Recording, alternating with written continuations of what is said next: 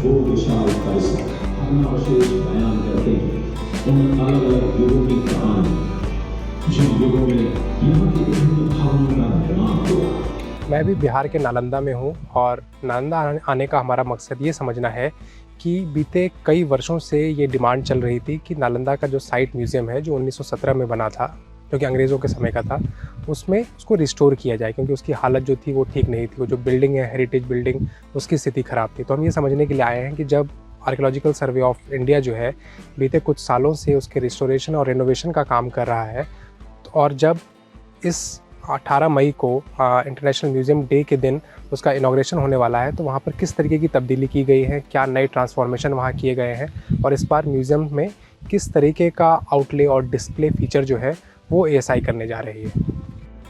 नालंदा देश का सबसे चर्चित और बहुप्रतीक्षित म्यूज़ियम बन चुका है, जिसका इंतज़ार इतिहासकारों, विद्वानों और पर्यटकों को लंबे समय से था। ये भारत के गौरव और उसके दर्दनाक इतिहास दोनों की कहानी कहता है। कभी दुनिया के सबसे बड़े और प्रतिष्ठित विश्वविद्यालयों में गिने जाने वाले नालंदा विश्वविद्यालय को इस्लामी हमलावरों ने पूरी तरह तबाह कर दिया था। अब इसके नए म्यूज़ियम के उद्घाटन में सिर्फ कुछ दिन बाकी है, लेकिन बिहार के नालंदा म्यूज़ियम का यह नया रूप अब भी लोगों के लिए रहस्य बना हुआ है। काफ़ी समय तक नालंदा के खंडरों के पास बना पुराना साइट म्यूज़ियम बदहाल हालत में था, लेकिन अब भारतीय पुरातत्व सर्वेक्षण ने करीब 2 साल की मेहनत के बाद इसे पूरी तरह नए और भव्य रूप में तैयार किया है। ये म्यूज़ियम के बारे में बताइए कि कब से ये रिस्टोरेशन प्लान आप लोगों ने इसको तैयार करने के लिए प्लान किया था, और क्या क्या चेंजेस हुए हैं पुराने स्ट्रक्चर के बजाय और अब आपके स्ट्रक्चर में? ये पुराना म्यूज़ियम है, 1910 में इस्टेब्लिश हुआ था और काफ़ी जर्जर अवस्था में था, जिसमें जो डिस्प्लेस थे वो भी बहुत अच्छी कंडीशन में नहीं थे क्योंकि पुराना था, कभी चेंज नहीं हुआ था। तो नए समय के अनुसार we wanted to bring in some AR/VR elements, some digital elements as well. हम ये चाहते थे कि टेक्सचुअल जो एक्सप्लेनेशंस हैं, पैनल्स हैं, वो ज़्यादा हो ताकि नॉलेज का डिसेमिनेट, नालंदा ज्ञान परंपरा का प्रतीक रहा है और ये ज़रूरी है कि उस ज्ञान परंपरा को, जो नालंदा के बारे में जो यहाँ के आर्टिफैक्ट्स हैं उनमें जो डिस्प्लेज हो वो ऐसे हो कि उस ज्ञान परंपरा का एक सटीक वर्णन देखने वाले को मिल सके। तो जो मेजर चेंजेस यहाँ पे किए गए, तो बिल्डिंग का रिस्टोरेशन है ही, बिल्डिंग काफ़ी जर्जर अवस्था में थी। उसके अलावा डिस्प्लेस को हमने अच्छा करने की कोशिश की है, जो मॉडर्न म्यूजियम्स में जैसे डिस्प्ले होता है वैसा करने की कोशिश की है। हमने AR/VR एलिमेंट्स लगाने की कोशिश की है, इंटरैक्टिव एलिमेंट्स लगाने की कोशिश की है, और इन सबका बेसिकली प्रयास यही रहा है कि जितनी जानकारी हो सके, जो इंटरेस्टेड हो जानकारी प्राप्त करने में, उसे नालंदा और यहाँ के बारे में उतनी ज़्यादा जानकारी हम इस म्यूज़ियम के माध्यम से दे सके। असल जो पहले जो म्यूज़ियम था उसमें जितनी एंटिक्विटीज़ थी, क्या एंटिक्विटीज़ भी यहाँ चेंज किया, कोई रोटेशन आप लोगों ने किया है कि कुछ नए एंटिक्विटीज़ को इस पर आप लोग डिस्प्ले करेंगे? नई एंटिक्विटीज़ तो नहीं है, जो एंटिक्विटीज़ थी वही है। पहले भी जो सबसे इंपॉर्टेंट एंटिक्विटीज़ थी, नॉर्मली किसी भी म्यूज़ियम में जितनी भी एंटिक्विटीज़ होती है उनको डिस्प्ले नहीं किया जाता है। जगह के हिसाब से, स्थान के अनुसार जो इम्पॉर्टेंट एंटिक्विटीज़ होती है उन्हीं को डिस्प्ले किया जाता है और उनको रोटेट भी किया जाता है। तो हम रोटेट भी करेंगे, और जो सबसे महत्वपूर्ण यहाँ पे एंटिक्विटीज़ हैं, आर्टिफैक्ट्स हैं, वही हमने चुन के लगाया है। जो नालंदा का साइट म्यूज़ियम है वो बीते कई सालों से बंद पड़ा हुआ था। जब यहाँ पर करीब 2.5 लाख विजिटर्स सालाना आते हैं तो उनको बड़ी दिक्कत हो रही थी क्योंकि साइट म्यूज़ियम जो यहाँ पर वो बंद था। बीते कई सालों में कई जगहों पर जो आर्कियोलॉजिकल साइट्स हैं वहाँ साइट म्यूज़ियम्स खुले हैं, और जो पुराने साइट म्यूज़ियम्स हैं उसका रिनोवेट किया गया है। नालंदा में भी ये डिमांड काफ़ी सालों से चल रही थी।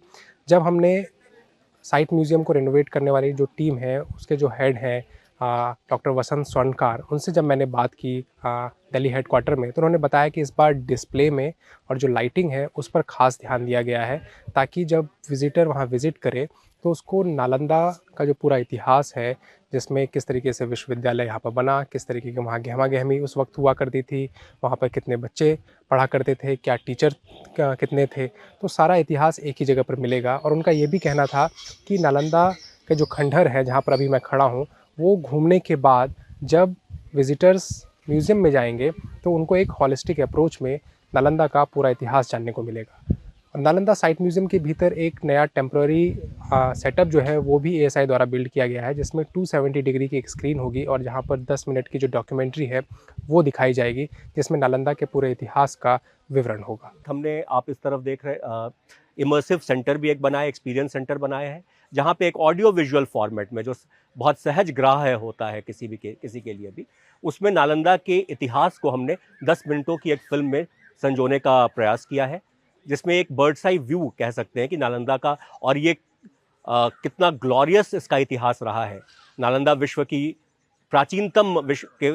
प्राचीनतम विश्वविद्यालयों में से है, और नालंदा का जो लिंक है वो विश्वविद्यालयों की परंपरा नालंदा से शुरू होती है।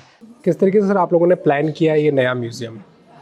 देखिए, ये म्यूज़ियम सबसे पहले 1910 में स्थापित किया था। जिस समय इसका एक्सकेवेशन हुआ उसके बाद जो यहाँ से चीज़ें निकली उनको ये डिसाइड किया गया कि ऑन साइट ही डिस्प्ले किया जाए। तो 1910 की ये बिल्डिंग थी, लेकिन समय के साथ आधुनिक काल के जो ज़रूरतें हैं या जो नई टेक्नोलॉजीज़ आ गई हैं, विजिटर्स भी एक अलग एक्सपीरियंस हम लोग देना चाहते हैं विजिटर्स को। तो ये प्लान किया गया कि इस म्यूज़ियम को जो है अपग्रेड किया जाए, जिसमें पहले केवल स्टैटिक केवल ऑब्जेक्ट्स का डिस्प्ले था। अभी हमने यहाँ पर डिजिटल स्क्रीन, इंटरेक्टिव पैनल्स और टच स्क्रीन जैसी चीज़ों को भी लगाया है, ताकि म्यूज़ियम को ज़्यादा विजिटर फ्रेंडली बनाया जा सके, ज़्यादा इंटरेक्टिव बनाया जा सके। क्योंकि 1910 की बिल्डिंग थी, बिल्डिंग की अपनी लिमिटेशंस हैं, उसको हमने ठीक किया, उसी जगह को यूटिलाइज़ किया है। और आर्टिफैक्ट्स को शोकेसेस का डिज़ाइन हमने इस तरीके से किया है, लाइटिंग का संयोजन इस तरीके से किया है कि ऑब्जेक्ट बेहतर तरीके से उभर के दिख सकें। लाइट एंड शेडो का इसमें यूज़ हुआ है ताकि आप जो मूर्तियां हैं उनके फीचर्स पूरे निकल के आ सकें। या ऑब्जेक्ट्स का डिस्प्ले हमने ऐसा किया है कि किसी प्रकार के क्लैंपिंग या उसके कोई पेडेस्टल बेसिस वो नज़र ना आए, ताकि दर्शक केवल जो प्राप्त पुरावस्तुएं हैं उनको देख सकें, उनको लोग समझ सकें। इतिहासकारों की मांग थी कि नालंदा जैसे विश्व स्तरीय जगह पर एक अच्छा म्यूज़ियम होना चाहिए और आर्टिफैक्ट्स को सुंदर ढंग से पेश किया जाना चाहिए। हालांकि पुरानी बिल्डिंग होने के कारण एएसआई के सामने चुनौतियां भी कई थी। 1910 की ये बिल्डिंग मानी जाती है, जिस प्रकार के रिकॉर्ड्स हमारे पास उपलब्ध हैं। तो कंस्ट्रक्शन डेफिनेटली एक लाइफ होती है कंस्ट्रक्शन की, तो उसके हिसाब से बिल्डिंग को मेंटेन करना, क्योंकि हमने भी इसको बिल्डिंग को 100 साल से अधिक पुरानी बिल्डिंग है, इसको एक स्मारक के रूप में ही हम देखते हैं। उसको ठीक करना, क्योंकि इस क्षेत्र में आंधी तूफान बारिश का ये क्षेत्र है, काफ़ी ज़्यादा बारिश होती है, तो कहीं कहीं सीपेज के इशू थे, उसको हमने रिजॉल्व किया है। उसी तकनीक से इसकी सीलिंग का ट्रीटमेंट किया है ताकि वाटर पर्कुलेशन ना हो। कैपिलरी एक्शन से पानी इसमें दीवारों पर सीलन आती थी, उसको रिजॉल्व किया है।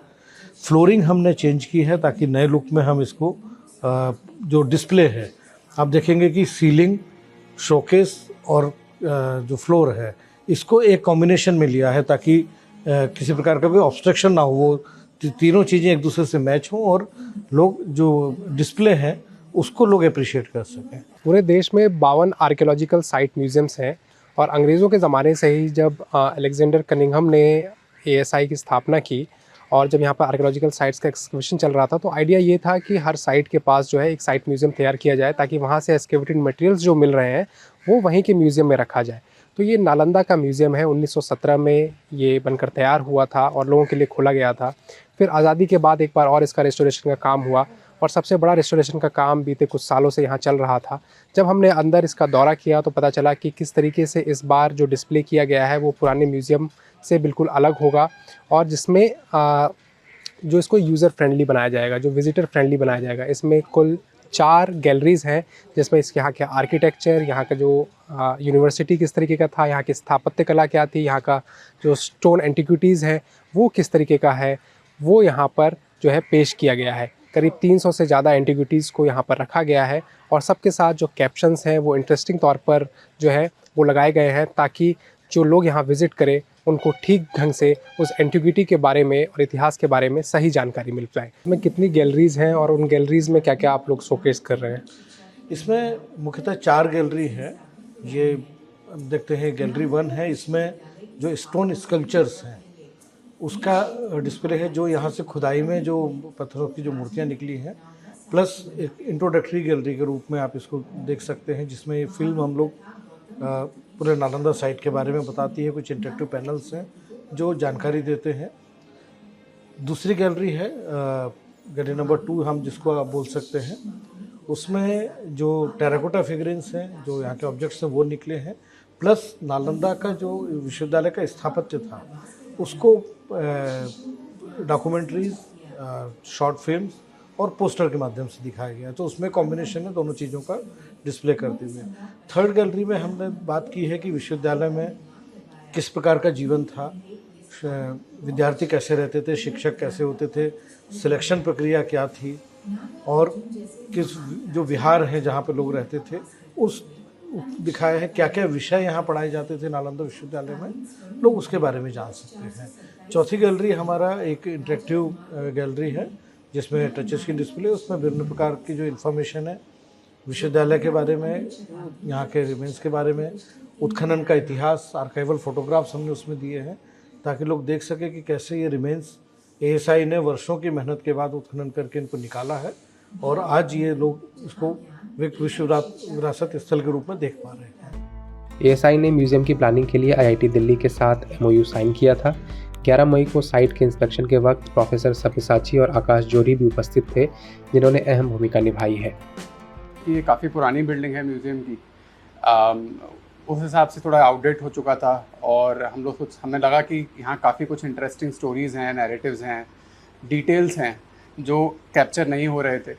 और तो उस हिसाब से वी डिसाइडेड कि we wanted to pitch in for refurbishing the Nalanda museum, but not just that, but also if we can tell more stories about the whole history of the Nalanda University. So overall, in a nutshell, right, how do you offer a good museum experience to a visitor in today's time? So upgrading, creating a modern museum that can also capture the story and the grandness of Nalanda as a site. So as you might know कि नालंदा के अंदर तो बहुत antiquities हैं। तो पहला challenge तो ये था कि हम क्या दिखा सकते हैं, क्योंकि पहले म्यूज़ियम में भी ऑलरेडी एक सिलेक्शन था, पर ये अच्छी अपॉर्चुनिटी थी कि हम दोबारा देख सकते हैं किस तरह से हम इनको क्यूरेट किया जा सकता है। तो we worked with renowned museum curators in this project, also involved them, and then the whole team tried to look at how can we create different thematics, or what is it that we can use to create some kind of a structure when we talk about the antiquities.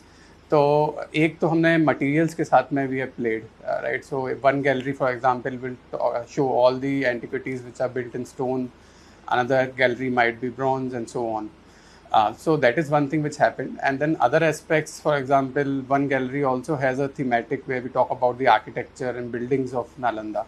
तो इस तरह से हम लोगों ने curate करके अलग अलग आर्टिफैक्ट्स को कंबाइन करके गैलरीज में प्रेजेंट किया है. First time I visited along with Akash, what really fascinated me was the details and the kind of metallurgy and usage of materials that the students actually did at that point of time. See, this was a university and we are also teaching at an institute.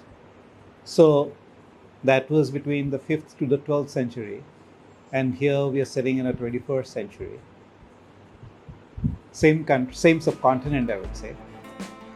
26 महीनों तक बंद रहने के बाद नालंदा का site museum अब लोगों के लिए लगभग तैयार है. कुछ आर्टिफैक्ट्स का इंस्टॉलेशन का काम अभी चल रहा है, जो 18 मई से पहले पूरा कर लिया जाना है.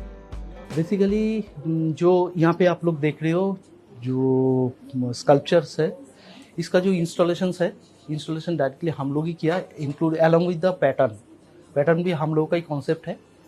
और एक आप देख सकते हो, एक यूनिट्स एक पैटर्न्स के साथ है और डिफरेंट.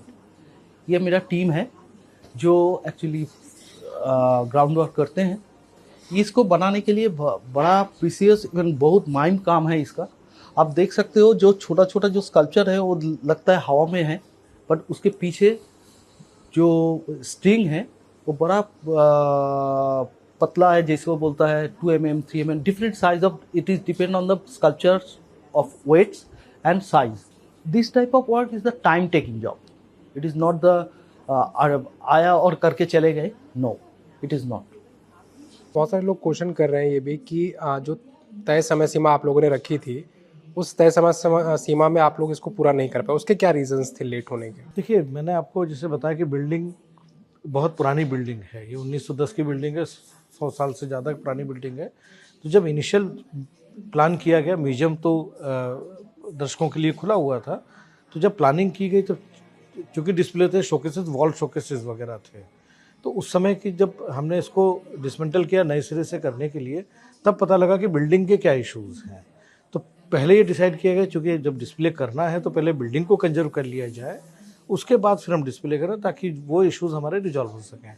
तो पहले बिल्डिंग कंजर्वेशन के लिए वो टाइमलाइन उतना उसमें निर्धारित नहीं था, जो हमें म्यूजियम को डिसमेंटल करने के बाद पता लगा। तो पहले बिल्डिंग को कंजर्व किया गया, जिसके लिए हमें 6 महीने करीब समय लगा। इसकी पूरी छत को रिपेयर किया गया है। तो अच्छी चीज़ बनाने के लिए थोड़ा समय तो लगता ही है, उस प्रकार से हम लोगों ने इसको तैयार किया है। अब देखना ये होगा कि जब 18 मई को ये खुलने जा रहा है, तब इसके बाद विजिटर्स का एंगेजमेंट किस तरीके का होता है। नालंदा से कृष्ण मुरारी की रिपोर्ट।